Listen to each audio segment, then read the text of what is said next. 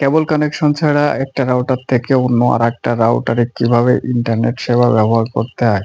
একটা রাউটার থেকে শুধুমাত্র কেবল কানেকশন ছাড়া আপনি কোনো কেবল কানেকশন ছাড়াই ইজিলি ভাবে আপনি আপনার রাউটারে ইন্টারনেট সেবাটি ব্যবহার করতে পারবেন। চলুন তবে ভিডিওটি শুরু করা যাক।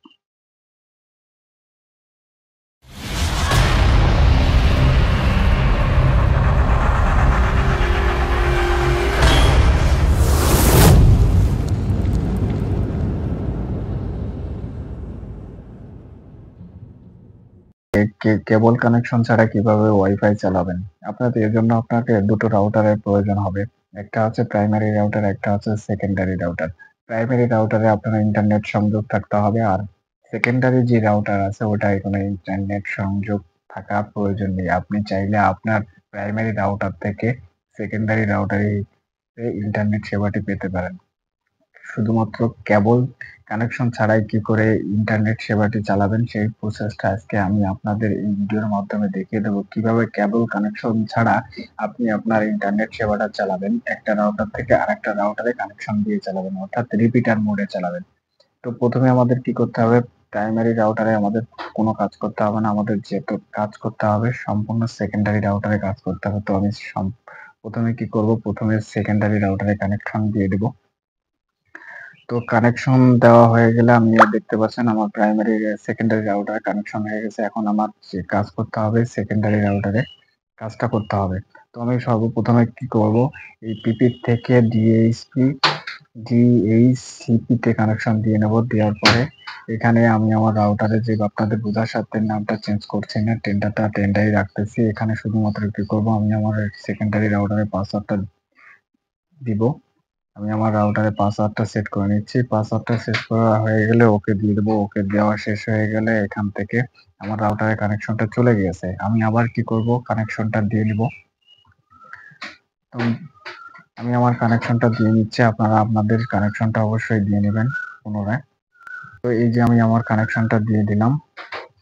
আমার কানেকশনটা দেওয়া শেষ হয়ে গেলে আমি এবার কি করব, যে কোনো একটা ব্রাউজার ওপেন করে নিতে হবে। তো আমি সর্বপ্রথম ক্রোমো ব্রাউজার ওপেন করে নেব। ক্রোমো ব্রাউজারে এসে লিখবো 192.168.0.1 এটা দিয়ে আমি লগ ইন করবো। লগ ইন করার পরে এরকম একটা ইন্টারফেস আসবে, অর্থাৎ আমার ইন্টারনেট যে সেবাটি আছে এটা এখানে দেখতে পাচ্ছেন চলছে না। এখানে আমি আমার ইন্টারনেট সেবাটা চালাবো। তো এই যে থ্রি ডট মেনু দেখতে পাচ্ছেন এটাতে আমি ক্লিক করব। ক্লিক করার পরে এখানে ইন্টারনেট সেটিং এ চলে আসবো। চলে আসার পরে এখানে এই যে ইউনিভার্সাল রিপিটার দেখতে পাচ্ছেন এটাকে আমি সিলেক্ট করব। সিলেক্ট করার পরে এখানে ওয়াইফাইতে চলে আসবে, যে আমার প্রাইমারি যে রাউটারটা সেখানে রাউটারে, অর্থাৎ আমি যে রাউটারের পাসওয়ার্ডটা জানি বা যে রাউটারের কানেকশনটা আমি জানি সেটা আমি কানেকশনটা দিয়ে দেবো। এখানে কানেক্ট সিলেক্ট করে নেবো। সিলেক্ট করার পরে এরকম ওই যে রাউটারটা আমি কানেকশন দিতে যাচ্ছি সেই রাউটারের পাসওয়ার্ডটা অবশ্যই আপনাকে জানতে হবে। তো আমি আমার পাসওয়ার্ডটা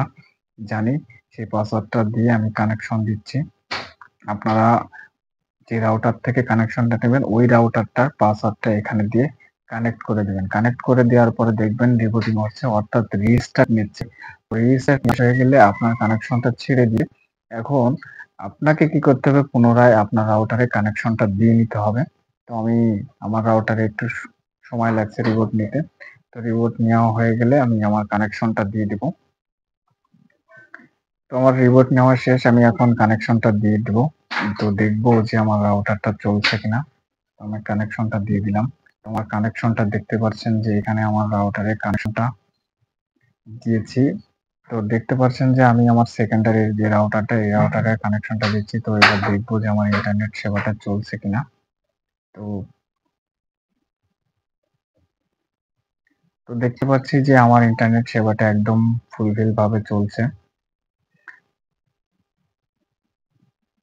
তো এবার আমি আর একটা জিনিস আপনাদেরকে দেখাবো এখানে, যে আমি আমার রাউটারে কানেকশনটা ঠিকঠাক সবকিছু ঠিকঠাক আছে কিনা।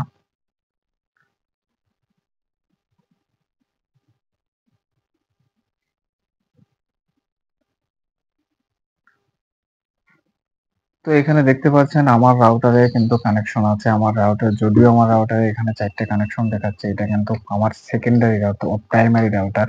তো তো প্রাইমারি রাউটারের থেকে আমি কিন্তু আমার এই রাউটারে কানেকশন দিয়ে চালাচ্ছি। তো ওই রাউটারের যে অ্যাক্সেস গুলো আপনি এখানে সম্পূর্ণ পাবেন কে কয়টা ইউজ করতেছে। তো এই ছিল আজকের ভিডিওটা কেমন লাগলো অবশ্যই কমেন্ট করে জানাবেন। আর ভিডিওটা যদি ভালো লেগে থাকে তাহলে অবশ্যই চ্যানেলটাকে সাবস্ক্রাইব করে রাখবেন, যেন আমার পরবর্তী নেক্সট ভিডিও আপনার কাছে পৌঁছে যেতে পারে। তো ভালো থাকুন, সুস্থ থাকুন। আল্লাহ হাফেজ।